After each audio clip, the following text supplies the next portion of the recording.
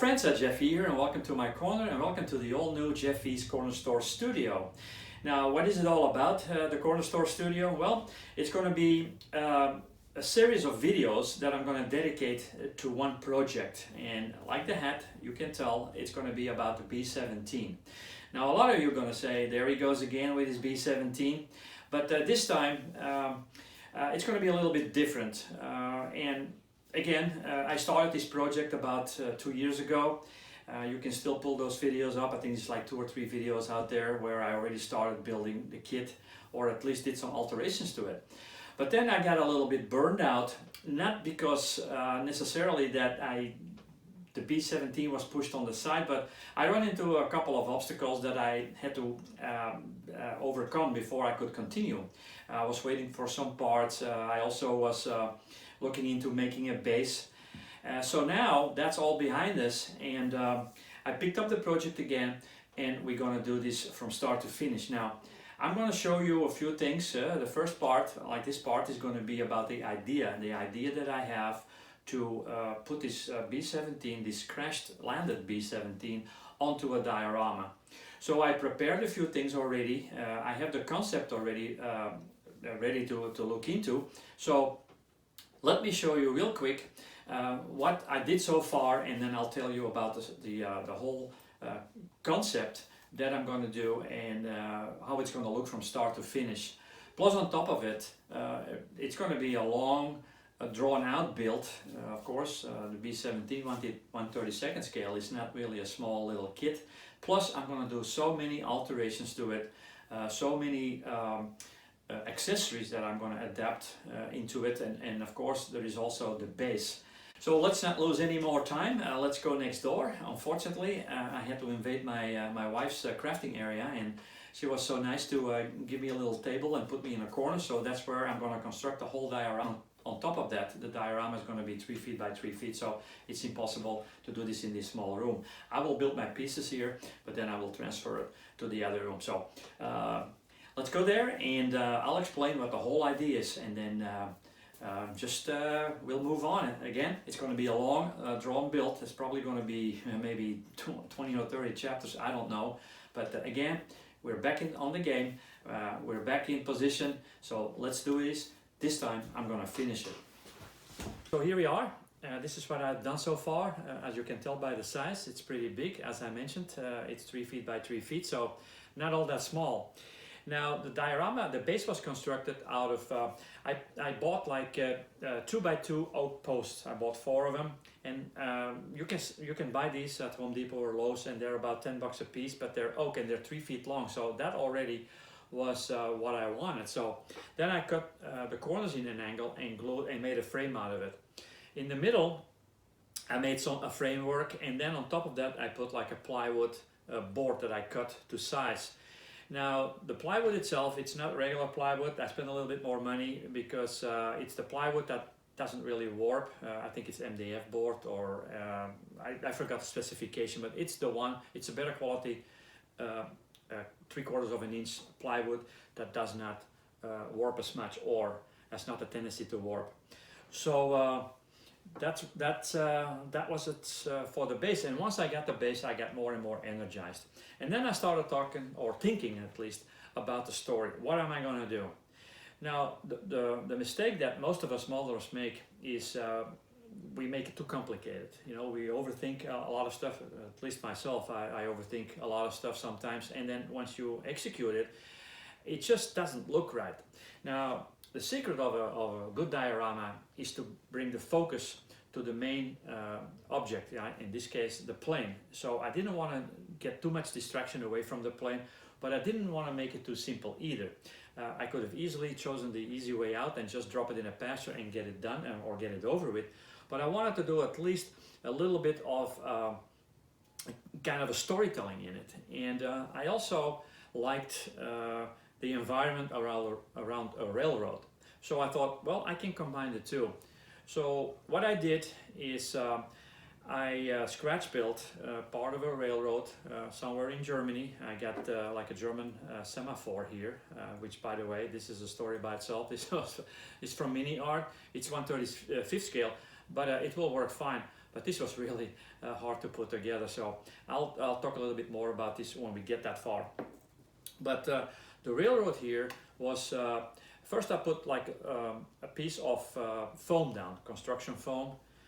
It's like an inch and a quarter or an inch and a half thick. And I put that down, so I already constructed some sort of an elevation, some sort of an embankment to put my railroad on. Then the railroad ties were made from balsa. You can find that all over the place, and every tie is a little bit cut differently, so they look all different.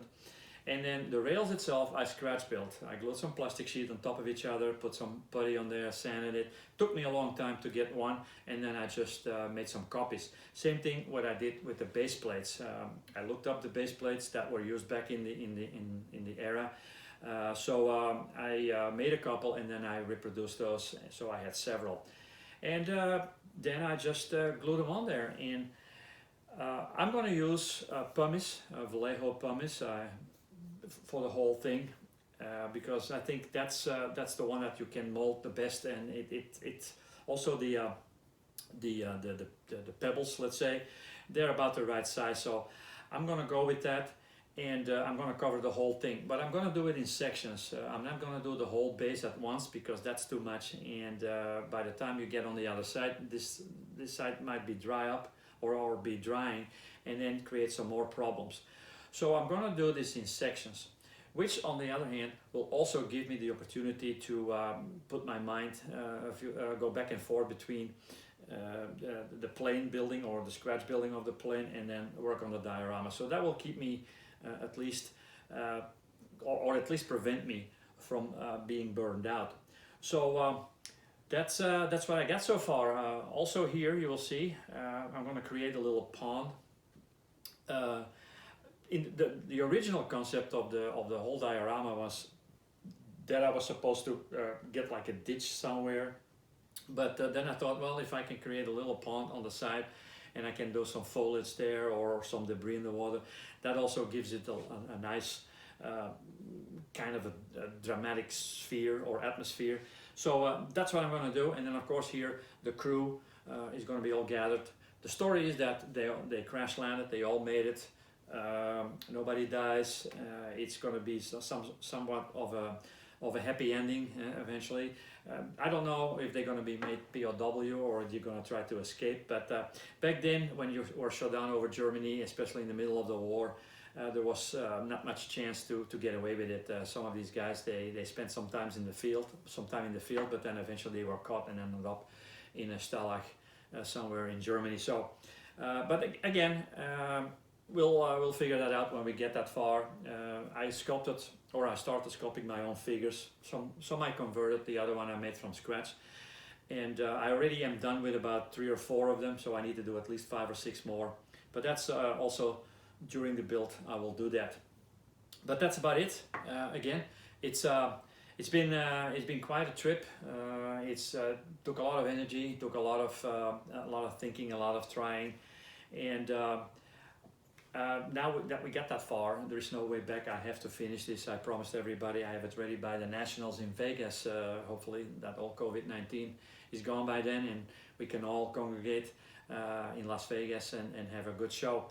So that's the plan, that's the idea.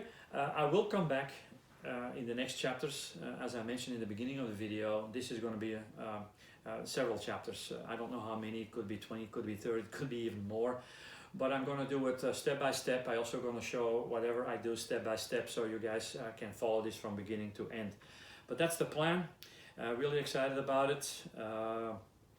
I'll keep you guys posted. So for now, this is the end from chapter 1, from part 1, talking about the whole idea, and then the next part will be maybe a little bit more explanation, or at least hands-on, that I'm trying to already construct. Some of the diorama. I also am building on the cockpit. I have some images of the cockpit, what I'm doing. This is another thing that I want. Before we go, I would like to explain that a little bit too. Since it's going to be like the B-17 is crash landed. The semaphore is going to be here, but it stopped before knocking it over. But there's going to be a knocked over telephone pole. There's going to be all kind of damage on the wings and on the fuselage, but of course the most important thing, in the front of the cockpit and the nose. The nose is going to be knocked off, so you will have a clear view in there. So there's a lot of stuff that I have to do. And if you pull up the older videos, you will see how I thinned out the inner walls and I reconstructed the stiffeners and the framework. But there's still a lot to do, because although if the airplane with all the glass in place and everything, you won't see much, but since this is going to be all shot up in the front, there's a lot of detail that's going to be exposed, so I have to make sure that it's all in there. So a lot of work, but I'm up for it. So let's move on, and let's move on to the next chapter. So I'll see you guys later. Jeffy here, signing off.